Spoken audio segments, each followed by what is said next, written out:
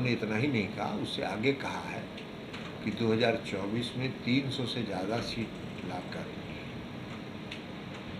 नरेंद्र मोदी जी फिर से देश के प्रधानमंत्री।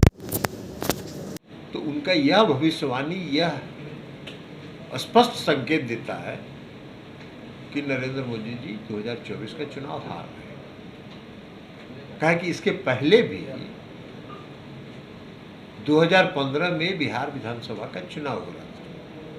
अमित शाह जी 3 महीना यहाँ कैंप किए थे और प्रेस कॉन्फ्रेंस करके उन्होंने ऐलान किया था कि जिस दिन वोट की गिनती होगी उस दिन बिहार में भारतीय जनता पार्टी की सरकार बनेगी, और मात्र 53 सीट पर सिमट गए। तो उनका भविष्यवाणी का तो हो गया।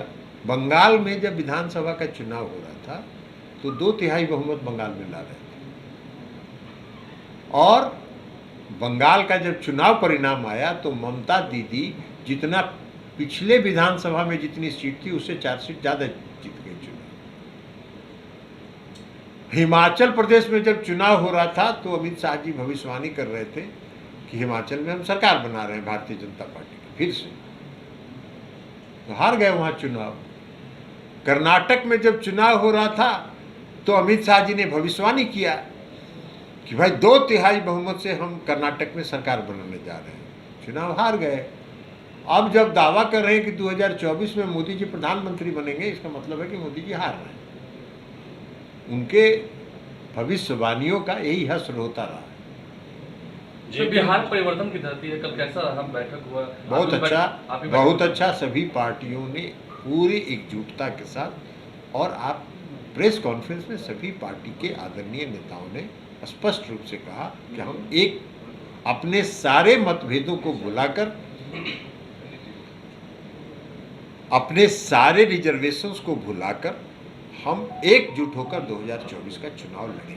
आम आदमी पार्टी तो नाराज देख रही है ना।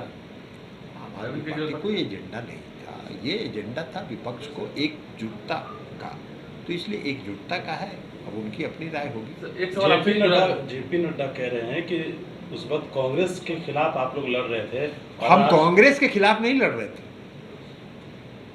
1974 में हम कांग्रेस के खिलाफ नहीं लड़ रहे थे, हम शासन के खिलाफ लड़ रहे थे, और शासन का जो उस समय के हालात थे उसके खिलाफ हम लड़ रहे थे। आज जो हालात हैं वो 1974 और इमरजेंसी जो घोषित इमरजेंसी 1975 में हुआ था उससे बदतर हालत है। उस समय प्रेस की आज़ादी थी, प्रेस को आज़ाद था, को बोलने की आज़ादी थी। आज तो प्रेस भी स्वतंत्र नहीं है। आज तो सारा प्रेस का जो मैनेजमेंट है उनको इन्होंने अपने कब्जा में करके रखा। सारी संवैधानिक संस्थाओं के निष्पक्षता को इन्होंने ध्वस्त कर दिया। अगर कोई बोलने का साहस करता है इनके खिलाफ तो उनके यहाँ सीबीआई, ईडी, इनकम टैक्स तुरंत पहुंचता है। तो आज तो उससे बदतर स्थिति में है, तो इसलिए फिर से शासन के खिलाफ लड़ रहे हैं।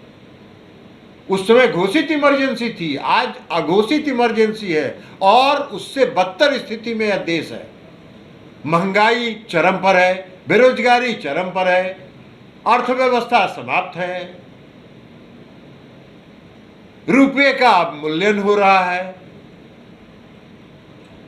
और ये बंसी बजा रहे हैं, धार्मिक उन्माद फैला रहे हैं।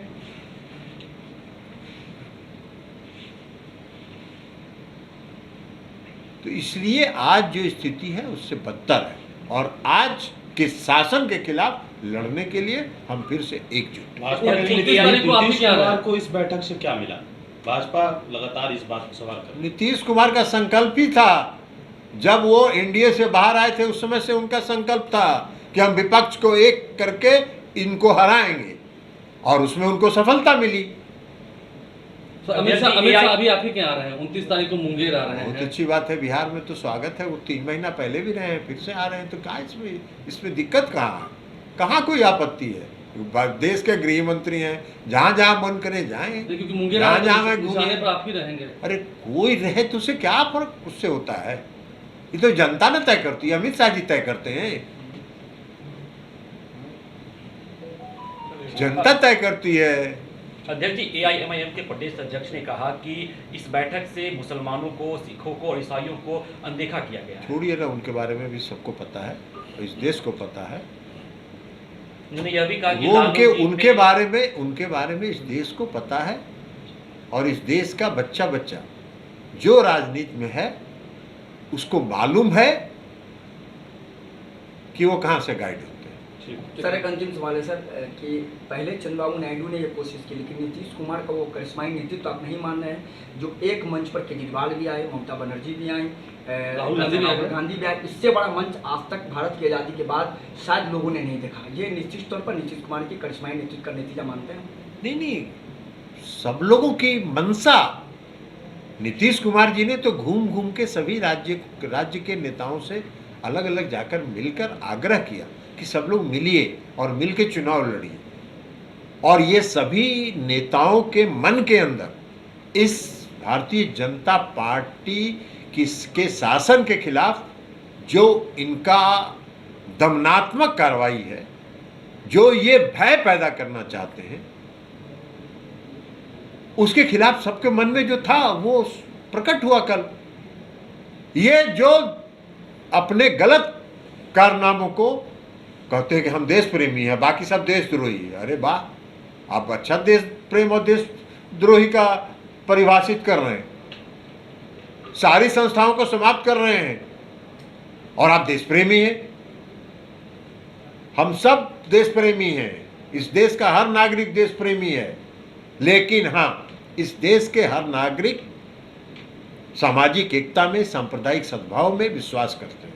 आप सांप्रदायिक उन्माद में विश्वास करते हैं, और आप वो काम कर रहे हैं तो आप अपना काम करिए। ठीक।